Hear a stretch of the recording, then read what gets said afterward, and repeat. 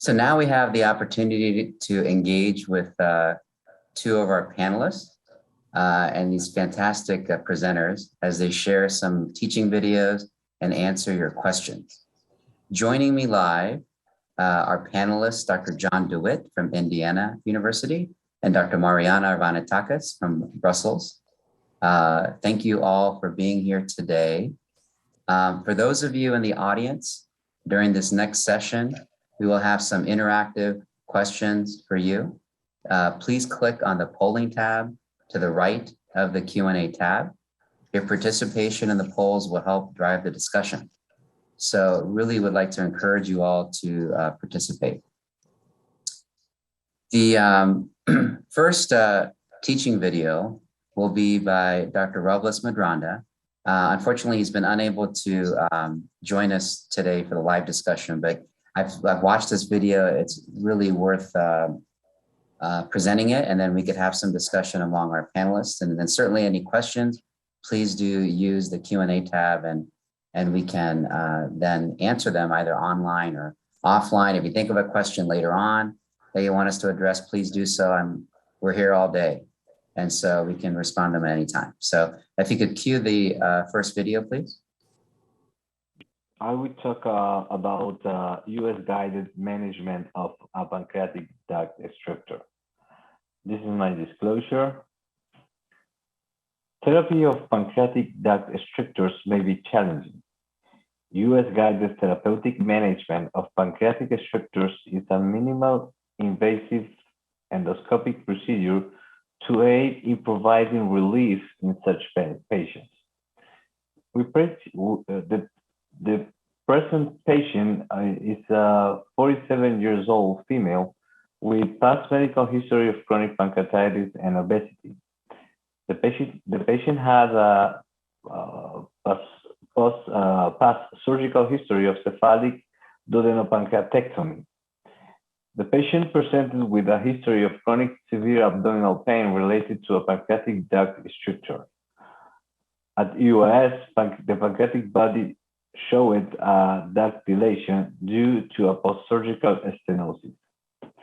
So this is the US image. As you can see, the dilation of the main pancreatic duct. We start using a 19-gauge needle to perform an attempt near to the tail of the pancreas. As you can see here, small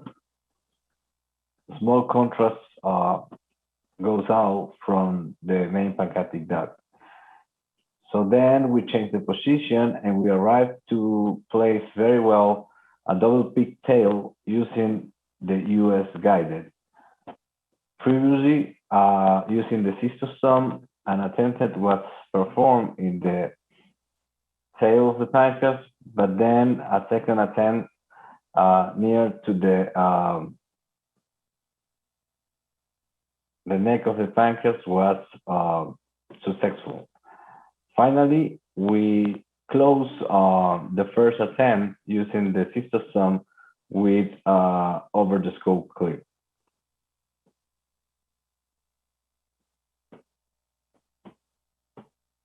So as an outcome, we have a clinical success and therapeutic success with symptomatic relief. The performed procedure was a pigtail pancreatic stent placement and a closure of the first attempt with the cystosome using an over the scope clip. After 24 hours of follow-up, the patient was asymptomatic. Laboratory data was normal. In CT scan showed a small pneumoperitoneum with some contrast in cavity due to procedure. The patient remains stable after 8 months of follow-up with pain-free and able to perform daily tasks. So the endotherapy advantage. This is a minimal invasive technique, no scars, ambulatory management may allow to delay or even preclude surgery, less morbid mortality and cost effectiveness. In conclusion, US-guided pancreatic stent placement efficiently aids in providing relief in patients with chronic severe pain related to pancreatic duct strictures in chronic pancreatitis. Endotherapy is a safe, feasible, and effective approach for the management of pancreatic duct structures in specialized centers. Thank you, Carlos, for that excellent video. And I have John and Mariana here. And in my experience with these EUS guided drainages of the pancreatic duct, I think they're technically one of the most challenging procedures that I personally do.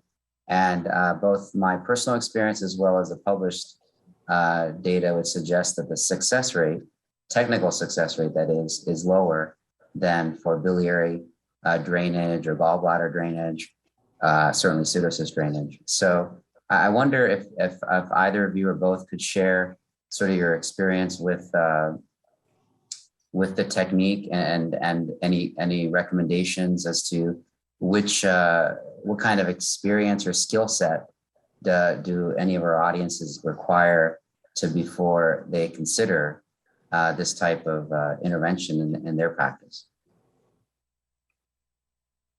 John? So I agree with what you said. This is one of the most difficult US guided procedures that we do.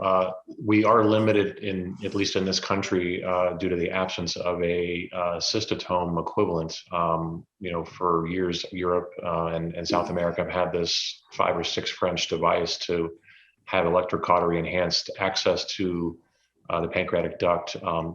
In our experience, since we don't have that device, cautery enhanced dilation is not possible. So we generally use bougie dilation with a graduated dilator or a balloon dilator. And that can often be difficult in and of itself to get access to the pancreatic duct in that case. The other limitation is often the pancreatic ogygenostomy is stenosed and the wire can't pass. So you're stuck with the possibilities, do I do this pancreatic ogygenostomy through the stomach alone? And that's a very difficult procedure when your stent has to go out towards the tail. So those two limitations, and our surgeons are very good and have a lot of success with revising these anastomoses on their own with good success. So those 3 factors have limited our performing this procedure. So we do only a few of these a year rather than the higher volume that some other centers might do. And Mariana, do you have any experience with this, and any suggestions with, since we don't have cystotome, as John had mentioned? Well, I completely agree that it's the difficulty of these procedures. We in the European Society of Endoscopy, we did this ERCP and US training curriculum. And in the US procedures, it's the most difficult procedures that up there with the US guided anastomosis. So if you're starting to do therapeutic US, you will not start with the pancreatic gastrostomy, that's for sure. We have the 6 French cystotome that probably makes this be easier than with the bougie, but still in chronic pancreatitis, the parenchyma is very, very tough to pass, and you can easily lose the guide wire. And you also, John, you also refer to the difficulty of passing the stricture, and sometimes you can only just put a stent draining the pancreatic duct with the gastric lumen.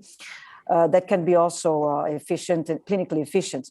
And another difficulty is also that you need a dilated enough pancreatic duct. This will work if it's more than 6-7 millimeters. Less than that, it's challenging, very challenging, almost impossible. And another important issue is to be sure that in these patients that we have chronic pancreatitis, you have a stricture that's non-amenable to retrograde approach. You have complete stop, you have a dilation, upstream dilation. This is very important to exclude cancer in these patients. In this case, you should really consider doing a resective procedure, surgical procedure, than doing this drainage procedure. Excellent points. Thank you so much. I think that when we are successful in putting in a stent, a pancreatic duct stent, transgastric in the appropriate patient, I tend to change out the stents every 2 to 3 months for about a year, in the absence of any data on that. But generally, it's felt that if you can stent them for about a year, that allow that tract to mature and you can leave them stent-free thereafter. The oldest case I have of EUS-guided drainage to the pancreatic duct was 12 years ago, and it was an EUS-guided panc bulbostomy that I was able to re-intervene on as recently as a year ago. So these tracts can't stay, these fistulae can't stay mature anecdotally for quite some time. I wonder if we could go to the one question I had is related to the cystotome, the 6 French. Is that can be advanced over an 025 wire, or can an 035 wire be utilized for that tome, which we've been waiting in the United States for at least 10 years? Mm-hmm. Yeah, you can use a 35 guide wire, but the problem is that you will probably need a guide wire flexible enough to be able to pass through the stricture. So that's another issue. Yeah. Okay. Thank you. We can go to the poll question of chronic pancreatitis, and the question was, and I don't know what percentage of people. Where are we there? There we go. So all of the following are true. You love these kind of questions. I don't know who wrote these, but all of the following are true in the endoscopic management of painful chronic pancreatitis, except the following. And so the first is pain relief in chronic pancreatitis patients with neuropathic pain using EUS-guided ciliary block is about 50 to 60%. Number 2, there is no consensus on how best to proceed with stenting or surgery for dilated pancreatic duct, and the decision is often based on patient and institution preference. Number 3, CP patients with a single flare-up of pain lasting at least 1 week are good candidates for endoscopic intervention to manage symptoms. And then 4, therapeutic options to treat symptomatic pancreatic duct stones include SWAL and pancreatoscopy with intraductal lithotripsy. So all of these are true except the following. And so 40% said number 2, 40% said number 3. And I think that the key here might be in number 3, why that's inaccurate in my opinion, is that meaning that patients should not be undergoing endoscopic intervention with an isolated episode that's been transient. Really, we're looking for patients who are not actively drinking. Actively smoking is unfortunately a part of many people's lives, so it's hard to avoid endoscopic therapy in that group.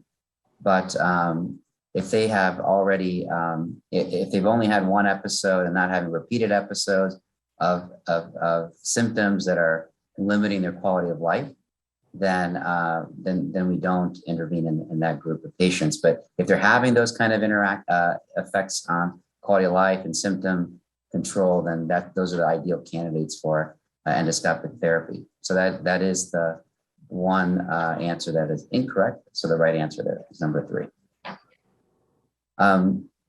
Any other thoughts, Mariana or John, before we go on to the second video? Well, smoking, as you said, interruption of lifestyle modifications are very important, very difficult to obtain, but very important. And stopping smoking, tobacco consumption is also related to having better results after ESWL in the retrospective published data. So this is very important to insist with the patients. And of course, all these patients go through multidisciplinary meetings with the radiologists, the surgeons, the endoscopists to be sure to have the best therapeutic option for them. So it's not really a struggle between endoscopy and surgery, but it's mostly working together to find the best solution. That's an excellent point. The multidisciplinary approach to these complex patients is so critical and not underemphasized. So I appreciate your comment on that. And also I think the types of patients that we're seeing, ideally our surgeons are looking for pancreatic ducts that are quite dilated. And oftentimes these patients don't necessarily have 10 millimeter ducts that would be ideal, say for a lateral pancreatic or jejunostomy. And so they'll just review the scan and go that route.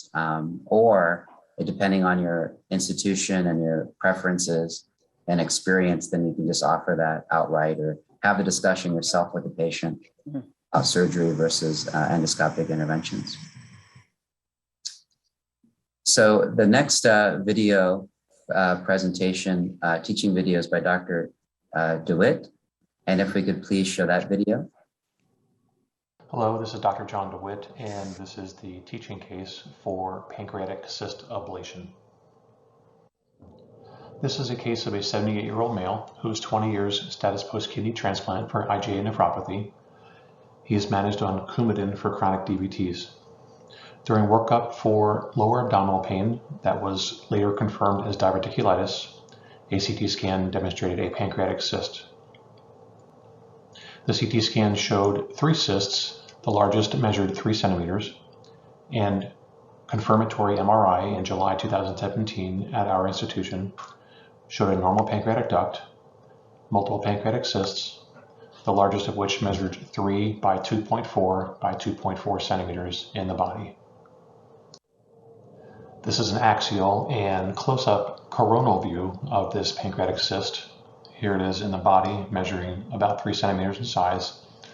On coronal, here's a close-up, again measuring about 3 centimeters in size.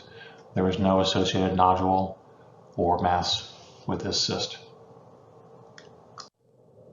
Endoscopic ultrasound 1 month later disclosed a 2.9 by 2.4 centimeter cyst in the body with a 7 millimeter nodule on the wall that was thought to be mucin.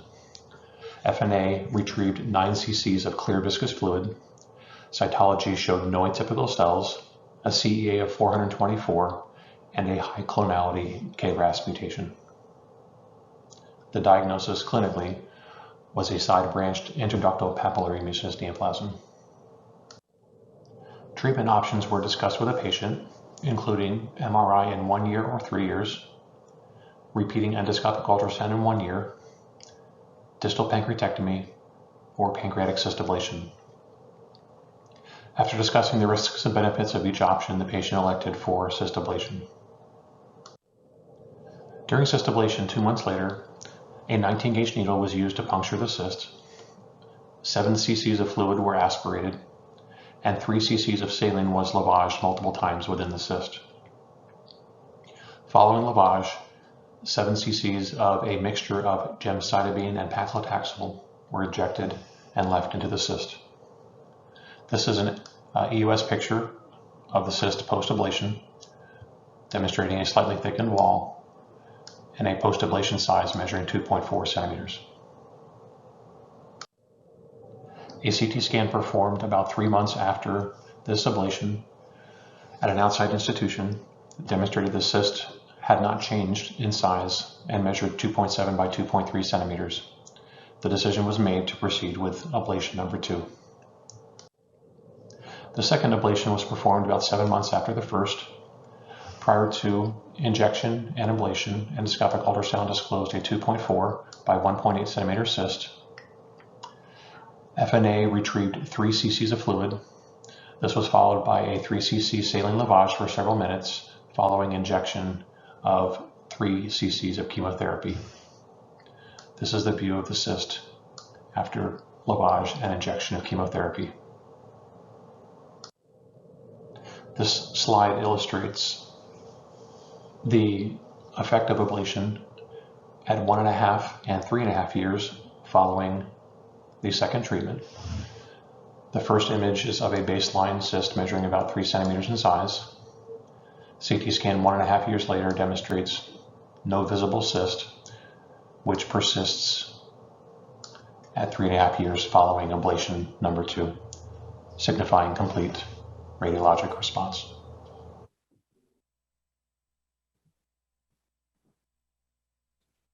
Thank you, John, for sharing that video. Really, really excellent. And I wonder, before we get to the question, I wonder, and Carlos, welcome.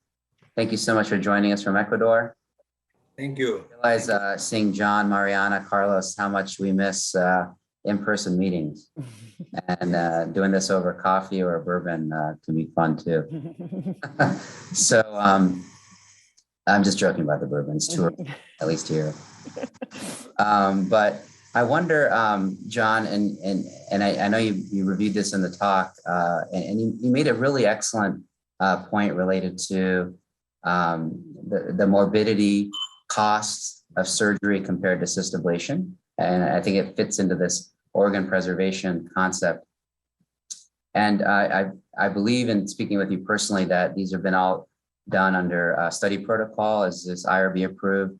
And do you recommend that institutions with the appropriate interest and expertise and willingness to follow these patients closely, should that be part of a IRB approved protocol? When do you think it might be something that we could offer patients clinically? I think the data is so clear right now that it works, particularly in light of the recent randomized controlled trials, and it appears to be fairly safe. The issues often are pushback from surgery and oncology, and often hospital administrators to gastroenterologists administering chemotherapy. That's the biggest pushback that has been given to us, and often IRB approval is asked for by the other physicians rather than the gastroenterologists who want to do this. And that's kind of where the pushback is often given. I don't think right now that this is really experimental anymore. I think the data is so good now after 10 plus years that the treatment is safe, effective, and is certainly less morbid than surgery. Compared to US guided pancreatic duct drainage, this is not difficult. Certainly we don't have IRB approval for every pancreatic gastrostomy we do, so I don't think that that's required at this point. But fortunately, we have been able to do these studies with investigators on IRB approved protocols, and that's allowed us to get good data because we have good follow-up and informed consent from all parties. So at this point, I don't think it's required, but I think it certainly requires a discussion with multiple disciplines within the hospital institution for the places where it wants to get started. And Indiana's got an excellent surgical history and surgical expertise. And I wonder, what was your initial experience with getting buy-in from your surgical group and offering this option rather than the more classic resection? The biggest pushback initially was incomplete ablation. Do we really know that the cyst is treated even if it's radiologically gone? And we still don't. That still is a very reasonable option. So for patients who are surgical candidates who may have that 3 centimeter MCN and is 45 and otherwise healthy, our surgeons are experienced enough that the patient will go home after 3 days and have almost no, I shouldn't say no chance, a very little chance of having operative morbidity. So an experienced hands laparoscopic distal pancreatectomy is a very good, easy operation. For those in whom the patient may have a BMI of 40, the cyst is in the head, then the discussion really changes at that point. And I think those are the patients that most patients, physicians at our institution really don't have a problem with us treating an isolated unilocular 3 to 4 centimeter cyst in the head, because the operative alternative is so much more morbid that if you can achieve a 75 to 80% chance of resolution with a very low risk outpatient procedure, I think most of us would agree that that's the right approach. And that's really where we are at our institution now. Thank you, John. I really appreciate those comments. We'd like to go to the question. And then after the whole question, I'd like to just ask a question to Carlos, since he's been able to join us now, and then we'll go to the last video after that. So the question is, all of the following are true about pancreatic cyst management except the following: 5-year survival rate after resection of invasive MCN is similar to pancreatic adenocarcinoma. 50% of people said that. Fewer people felt that the other 3 options were wrong. Potentially malignant pancreatic lesions include MCN, PANN, and IPMN. Potential high-risk IPMN MCN features include cysts greater than 3 centimeters, MPD greater than 5, depending on your guidelines that are referenced, and associated solid mass. And though performed only under research protocols, candidate cysts for ablation include benign and indeterminate pancreatic cysts that are 2 to 5 centimeters in size. So that may actually be partly incorrect as well after John's response. But the most inaccurate answer was probably number 1, based on John's excellent talk. Any other comments regarding that from our panel? No, I'm just going to put another plug in for our current randomized control trial that we have ongoing called CHARM-2. We are still enrolling, and we have enrolled, I think, about 60 patients of our planned 85 or 90. So we're still enrolling and really comparing the two, alcohol-free versus alcohol ablation with addition of chemotherapy. So we're happy to see patients from anybody or discuss offline if required. Great. Thank you, John. Carlos, we enjoyed your video when you were offline for a few minutes. And I just had a question for you related to the stent placement. Once you're able to get what looked like maybe a 5 French, maybe 7 French stent in on that case, what's been your approach to follow up those patients with respect to stent exchanges, or how long, what's the duration of stenting in that situation? So normally, thank you for the invitation first, and I'm sorry I was delayed. I am in Europe now. Yes, this is a very good question.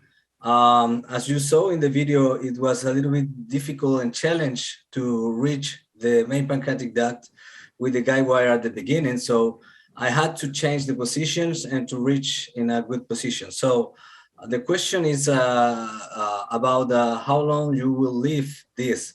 Normally, recommendations, you need to change after 4 to 6 months, but in these cases, it's a little bit difficult because it's challenged sometimes. And what we do here is we left the pancreatic stent at least as the patient have pancreatic pain or abdominal pain. If the patient is going well, we try to keep the stent a little bit more time. It's not something that is in any agreement regarding this, but we arrived to perform a follow-up 1 year, and after 1 year we switch with a new stent. That is in my practice what we do now. Thank you, Carlos, and thanks for joining us from Europe. Thank you. Our next video will be with Dr. Ivanitakis. If we could have that video shown, and there are also a couple of questions that we'll ask of Mariana after the video. So I don't have audio, so I'll comment the video while it's rolling. So this is one of our cases during the last live. So I had the privilege to be next to one of the masters of the European Masters of Cannulation, which is Horst Newhouse, as you see here. So it's very important to touch the papilla as little as possible, and really to examine it and to see the landmarks as he does here.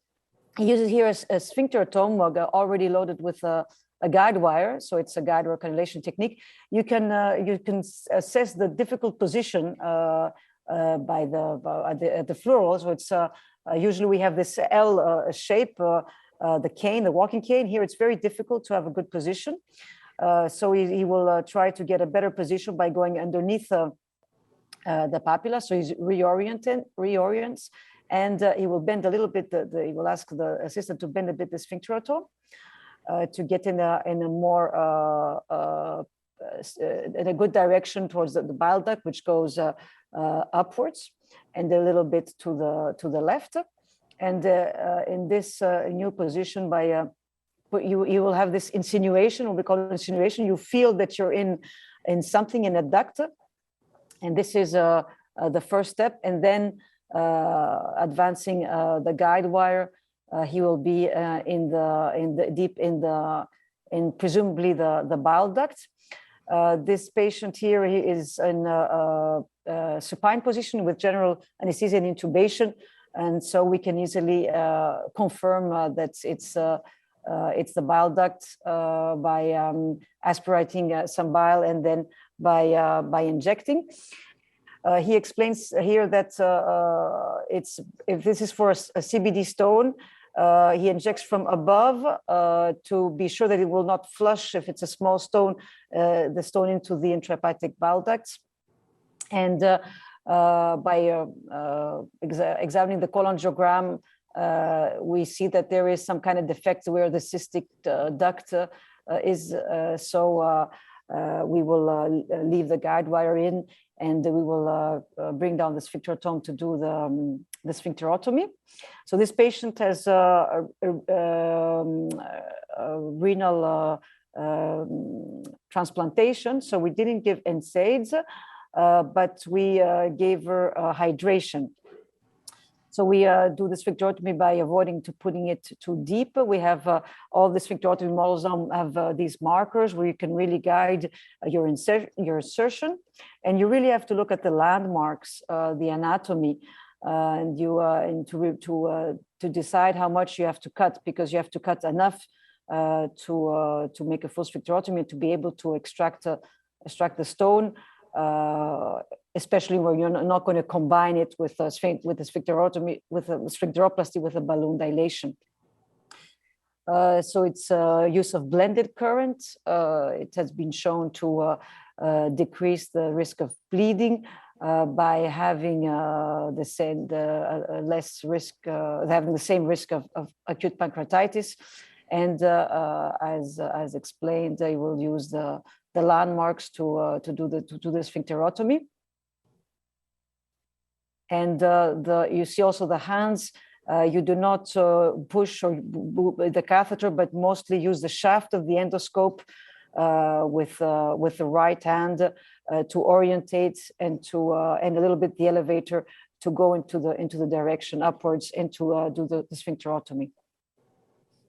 So this is the last part with the balloon. So here we can use a dummy or a balloon. A balloon is a very good tool. It will also help you to do a cholangiogram at the end of the procedure with the balloon occluded to confirm that all stones have been gone. And here we'll bring down the balloon, and the stone will be extracted. This is also, of course, on the same guide wire that's in the bile duct.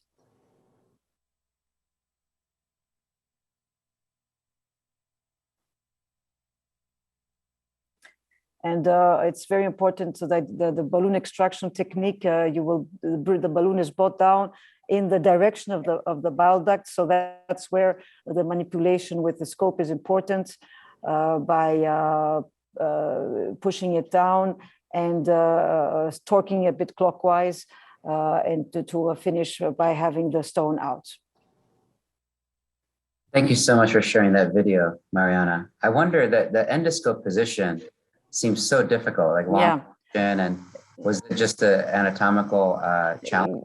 Yes, she had a very, it was the papilla was a bit low, and even after straightening, you could not straighten the scope, we were every time in the stomach.